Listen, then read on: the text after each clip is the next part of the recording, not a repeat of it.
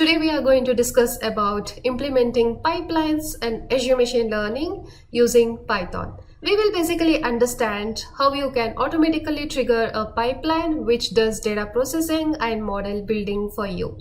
So without any delay, let's deep dive and understand how we can go ahead and implement this. A pipeline which has two steps. One does data processing and the other step does the model building. We are going to trigger this whole pipeline based on any kind of event or based on schedule reoccurrence. And you can also go ahead and run data processing in its own environment and cluster. And you can also run model building in its own environment and cluster. In case if you want to do your data processing in your CPU machines, you can go ahead and do it independently. And in case if you're going to build your models using GPU machines, in case if you're trying out deep learning models, then you can go for GPU clusters. So this is how you will be able to independently execute these modules in its own environment and clusters. You can also pass arguments to these scripts independently. But whereas if you see, these two steps are sequential, wherein only once the data processing is done, only once we have the clean data, we can take that clean data and build the model. So for this, we will also learn a concept called creation of a temporary folder using pipeline data object. So this is where we will create a temporary folder. What we will do is we will do data processing and we will clean the data and we will store the clean data in this particular temporary folder. And the step 2 here, which is model building, this particular step will take the input from the folder, temporary folder wherein you have saved your clean data. Now let's deep dive into the code. If you see over here, at first we are connecting to our workspace. We are making use of workspace object from Azure ML Core, and then we are connecting to our workspace. We are cross-checking whether we have connected to the right workspace. And if you see over here, this is where I have launched my Azure Machine Learning workspace, and my workspace name is DP100. And hence here it shows that I'm connected to DP100 workspace.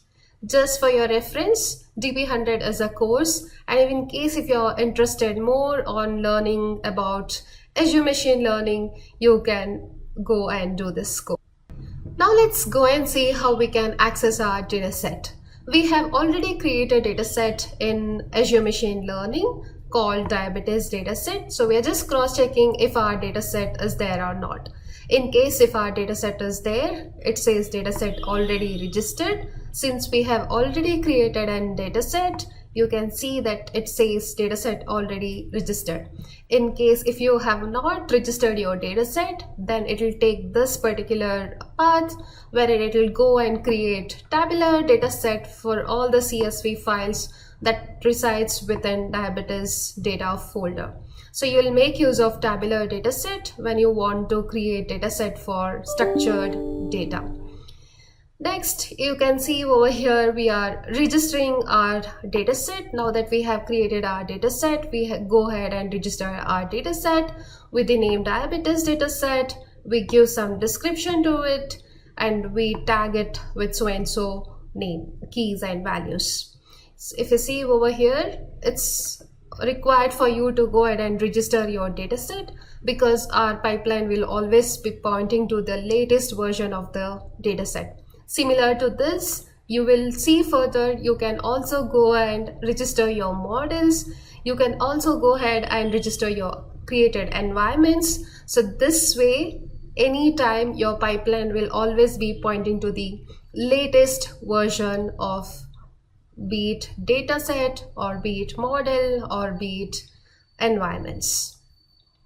So now that we have our dataset created, what we will do is we will go and understand how we can go ahead and write scripts for data processing step and for the other step that we had discussed, which is model building. So we are going to create two different scripts for data processing and model building. and after that we will also create environments and cluster wherein these scripts will run. So let's go and understand that part of the code. So see over here, we have created an experiment folder wherein we are going to keep all our scripts. Now we will see how we go ahead and create script for data processing. We are making use of prep diabetes file wherein we are writing our script which is placed within the experiment folder. We are passing parameters to our script using Python script step, which we will be seeing in a while. Here we are passing our dataset, and we are also passing the name of the temporary folder wherein we need to save the cleaned data. Next, we are getting the run context of this particular experiment. We are accessing the datasets. We are making use of 2pandas data frame in order to read the tabular dataset. Once we have our data, we are counting the number of rows within our data and logging it as a metric called raw rows. And you can see over here we are applying data processing, like we are removing all the null values, and we are standardizing our numerical columns using min-max scalar. We are once we have our min-max scalar object, we are fitting and transforming our numerical columns. After the processing, we are checking how many number of processed rows we have, and we are logging it as a new metric in our experiment called processed rows. Now that we are done with the processing, now that we have the clean data, we are going to save that clean data in the temporary folder. So where is this temporary folder? This particular temporary folder is the folder which is passed in our Python script step, and we are making use of this temporary folder which we are referencing as save folder, and this is where we are saving our clean data set. As you see in the pipeline workflow that we had explained, now that you are done with the data processing part, you'll be saving the clean data inside the temporary folder. Now next we will understand how we will take the clean data from this temporary folder and we build the model building. Now we will be writing the code for model building. For that we are creating a Python file called traindiabetes.py, which we are placing within the experiment folder that we had created earlier. And you can see over here we are making use of scikit-learn libraries, we are making use of pandas and numpy for the model building. You can see over here we are making use of decision tree classifier using scikit-learn in order to build our models. So let's understand the code here. You can see over here we are making use of the parameter called training folder.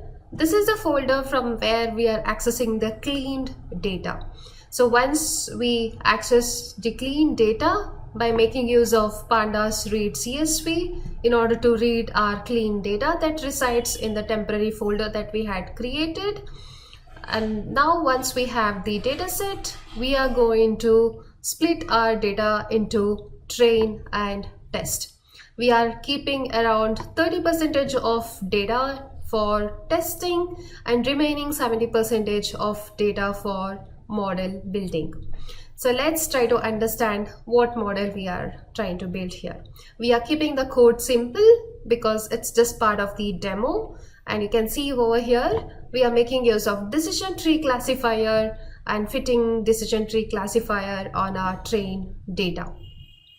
Now, once we have the model, we are trying to predict our test data using the model that we have created. And you can see over here, once we get the prediction for the test data, we are using the predicted results, and we are calculating the accuracy. Similarly, we are also getting the AUC score as well. So now that we have got our metric, what we will do is we will plot the ROC curve, and then we are going to save our model in a folder called outputs, wherein we are storing all our experiment outputs with a name called diabetes model.pkl file. So this is a model which is saved in outputs folder in our experiment, And from there, what we will do is we will take the model and we will register the model. That's what we had earlier discussed. In case if you want your pipeline to always point to the latest version of the model, we need to go ahead and register those models. So now that we have our model placed in output folder, we are going to register our model. So while registering, we are giving the name as diabetes model, and we are tagging with a name called key value called training context and pipeline. We are also getting the properties of the model called accuracy and AUC score, using which you will be able to later analyze how that particular model gave you the results. So now that we have our model registered, the two parts that we had discussed, one was data processing and saving the file within the temporary folder is done, and also accessing the data from the temporary folder and model building is also done. So now let us see how we can create the overall pipeline and trigger this pipeline.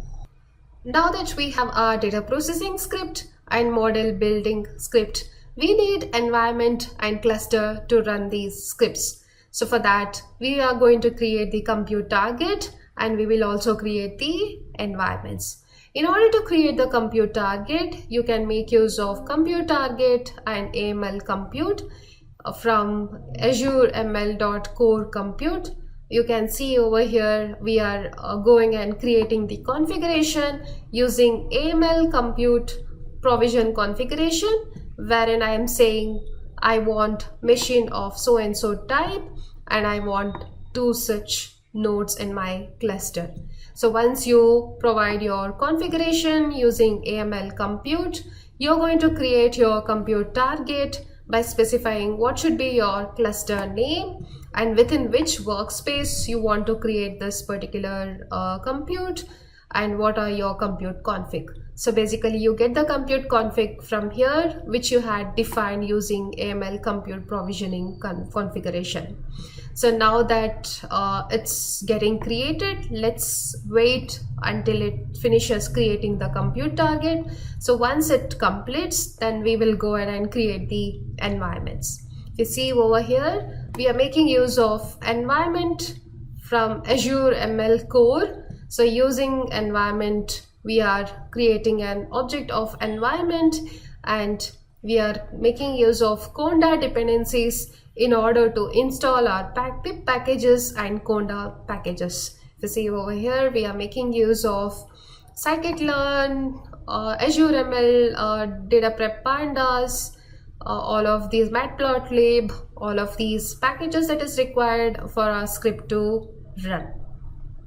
So once we are done defining our packages, now that we have the list of packages that we want to create environment for, we will go ahead and create our environment and we will also register our environment. Now I can see that we are registering the environment because in future, in case if you update the environment, always my pipeline will be pointing to the latest environments. Once you have defined your environment, you're defining your pipeline run config wherein you're specifying this is the cluster and this is the environment wherein we need to run the pipeline. So now that we have data processing script, model building script, and we have compute target for our scripts to run, and we have environments for our scripts to run, let's go and create the pipeline. In this demo, we are making use of same cluster and environment in order to run both the data processing and model building script. Whereas in case if you want different compute target and environments for your data processing and different compute or target and environments for your model building, you can do that as well. So let's try to see, understand how we can go ahead and create the pipelines. We are creating the pipeline by making use of Python script step. So at first we need to create the steps that we have in our pipeline, and finally we will create the pipeline object using these steps. So let's see what are we doing here. So basically, by making use of Python script step, we are creating a step for preparation data. So this is a name we are giving for data processing, and we are specifying which is a script we need to run in this particular step. So this was a script that you had created for data processing. And you can see over here, this is where we will be passing in parameters to our script. We are passing our data set, and we are passing the temporary folder wherein we want to save our cleaned data. So how did we create this temporary folder? We made use of pipeline data object in order to create our temporary folder. See over here, we have given the name of a temporary folder as prepped data folder, and we are storing this prepped data folder within the default data store within our workspace, and we are referencing it to as prepped data folder. So this is the folder name which you will be specifying in the outputs, wherein you're saying that whatever is the output from this particular file will be placed here in this temporary folder, and then you're also specifying whatever is there within this particular folder will be passed as input to my model building step. So this is how, though the steps are running independently, they will be able to share information, and in case if they are sequential, you can go and make use of these temporary folders wherein you will access the data from your previous steps. Here you're saying in this particular step, this is a script that I want to run for building my model, and this is where you're also passing this as argument to your script, because your script needs to access the data from this temporary folder, and you're also saying this is where I'll be accessing the input from my previous step. And you're specifying your cluster and config, wherein you have specified your environments as well, which will be used by your script experiment while it runs. This way you will be able to create each step in the pipeline wherein it has its own arguments and it has its own compute cluster and run config details. Similarly, you can see for the model building step, it has its own script, it has its own arguments, and you can specify its own cluster and environments. So now that we have defined our Python script steps, we will go and implement the pipeline. So let's see how do we do it. You can create pipeline by just making use of pipeline object and say this is the workspace wherein I want to create the pipeline, and this is where you're specifying your pipeline steps. You can see over here we are defining the pipeline steps inside this reference, wherein we are saying this particular pipeline will have two steps, one which does the data processing and other one which does the model building. That you have your pipeline, you're going to create an experiment which would be your pipeline experiment. You're creating an experiment within your workspace with the name MS-Learn Diabetes Pipeline, and you're submitting your experiment with the pipeline that you have created so far, which you have defined here. And you can see we can wait for the results and see the results within the notebook itself by using run details widgets. We can wait for the pipeline to complete executing, and once it is done with the execution, we can go ahead and see the results. We can also see the results within Azure Machine Learning Workspace run history as well. So in a while, I'll be showing you that. So once your pipeline runs, we can get the metrics of a pipeline run. We are making use of run.getMetrics, using which we are accessing the metrics. If you see over here, we had two scripts that got executed within this pipeline. One was training and registering, and other one was data processing. So for each of it, we had logged few metrics, and you can see over here, we are getting accuracy, AUC score, and ROC plot. If you see over here, this is the plot we had just created, which is a PNG file. You also get to see that within the run history. And you get your processing metrics, wherein you had logged rows, and also after removing your null values and standardizing your columns, again you went and checked for process rows. So these are the two metrics that you are logged while creating your data processing script, and you're able to see those. So now that I've seen the metrics of our pipeline run, we are going to see the list of models that are registered within our workspace so far, and I can make use of model from Azure ML Core, and you can access this model.list within your workspace, which will give you the list of models that you have registered so far within your workspace. So the latest model that we have created is pipeline model, wherein we have got 88% of AUC score and around 89% of accuracy. Going further, you can keep improving your models and register with the same name. So this way your pipeline will always point to the latest version of your model.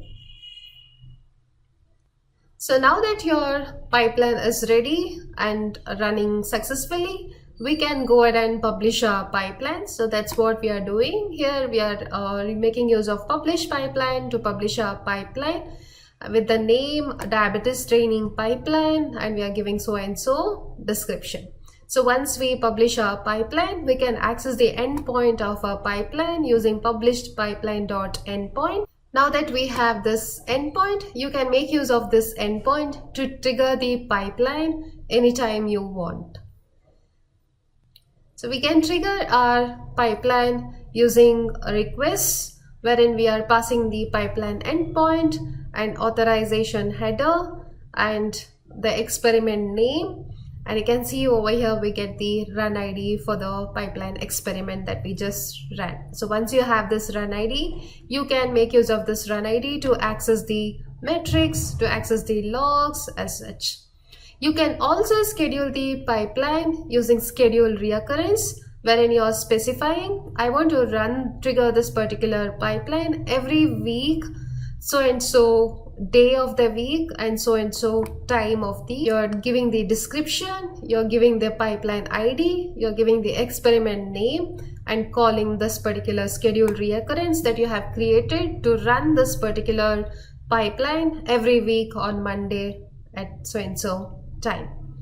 Now that we have created this schedule, you can always see all the list of schedules by making use of schedule.list within your workspace. And I can see over here we have scheduled this particular pipeline to run at this frequency. Now that you have created your schedule, you can always access your latest runs by making use of the experiment name that you have just created, and accessing the runs by making use of 0 over here, which will always access your latest run. And once you have your latest run, you can make use of get details to get all the details of your run. This is pretty much how you can create your pipeline using Python. Now let's just go and see the results here in experiments. So we had given the name of the experiment as MS Learn Diabetes pipeline. And I can see over here, let's go and check the latest run and see the metrics details as such. If you see over here within the graph, it says we took the diabetes dataset, processed the dataset, and built the model on our dataset. And you can see over here for each of the steps that you had in your pipeline. We basically had 2 steps in our pipeline. One was data preparation and other one was training the model. For each of the steps, you can see its corresponding run ID. So let's just go and select its run ID, and you will be able to see its corresponding metrics, wherein you can see what are the metrics that were logged within this particular script, and you can also see the corresponding logs of this particular script. So that's pretty much what I wanted to discuss here in this session about pipelines. Thank you so much.